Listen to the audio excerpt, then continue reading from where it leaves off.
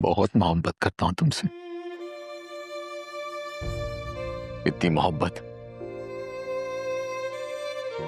जिसकी गहराई का अंदाजा तुम भी नहीं लगा सकती। अरे बहनें ऐसी होती हैं, दौलत की लालच में अपने भाई की इज्जत को दूसरों के हाथ में डालते हैं। एक फर्माबरदार बेटे को बाप के मुकाबिल खड़ा करने की कोशिश कर रही है। लेकिन मैं मजबूर हूं, तुम्हारा हाथ नहीं थाम सकता। अरे मेरा दुख तो उस वक्त ज्यादा दोहरा हो गया जब मुझे पता चला कि इस मंसूबे में तुम भी शामिल। बुज़दिल हो तुम।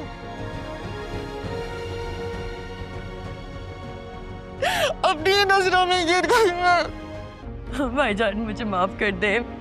आज के बाद मेरा तुम लोगों से कोई ताल्लुक नहीं है।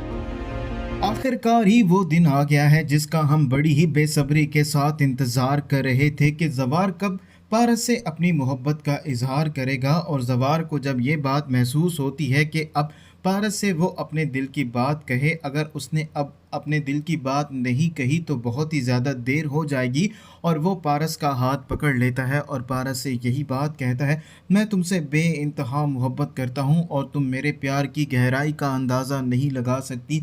मैं तुमसे इतनी मोहब्बत करता हूँ जितना तुम सोच भी नहीं सकती। और पारस के कान तरस गए थे जवार से अपने लिए मोहब्बत का इजहार सुनने के लिए। और वो जैसे ही जवार के मुंह से अपने लिए मोहब्बत के अल्फाज सुनेगी, पारस की खुशी सिर्फ चंद लम्हों की ही होती है। अगले ही लम्हे जवार उसे यही बात कहता है, मैं तुम्हें अपना नहीं सकता। और जैसे ही पारस ये बात सुनेगी उसके पैरों तले से ज़मीन निकल जाएगी। जवार ने इतनी मुश्किल से उसे अपनी मोहब्बत का इजहार किया होता है, लेकिन वो ये कह रहा होता है कि वो पारस को अपना नहीं सकता। और पारस यही बात कहती है, तुम बहुत ही ज़्यादा बुज़दिल हो, मैंने आज तक तुम्हारे जैसा बुज़दिल इंसान नहीं देखा। और आज तुमने ये बात कह के मुझे मेरी ही नज़रों में गिरा दिया है। और पारस वहाँ से चली जाएगी, लेकिन जवार बहुत ज़्यादा परेशान हो जाएगा। और वहीं दूसरी तरफ जवार के बाप इजाज़ को ये बात मालूम है, जवार और पारस एक दूसरे को बहुत ही ज़्यादा पसंद करते हैं और वो एक दूसरे के बगैर रह भी नहीं सकते। और पारस बगैर कुछ कहे अपनी नज़रों से सब कुछ बयां कर रही होती है। इजाज़ को समझ आ जाती है कि पारस उससे क्या बात करना चाह रही है, लेकिन इससे पहले पारस जवार के बाप से कोई बात करे, इजाज़ पारस से यही बात कहता है, तुम चाहती हो कि बाप और बेटा आमने सामने आ जाएं, तो मैं रेशम के बाप अब्दुल को अपनी ज़बान दे चुका हूं और मैं अपनी ज़बान का बहुत ही ज़्यादा पक्का हूं। और ये बात सुनने के बाद पारस मज़ीद परेशान हो जाएगी। और वहीं दूसरी तरफ मीर बहज़ाद अपनी लालची बहन और अपने भांजे को घर से निकालने वाला है। उनको इस बात का अंदाज़ा नहीं था कि बहज़ाद उनको अपने घर से निकाल देगा।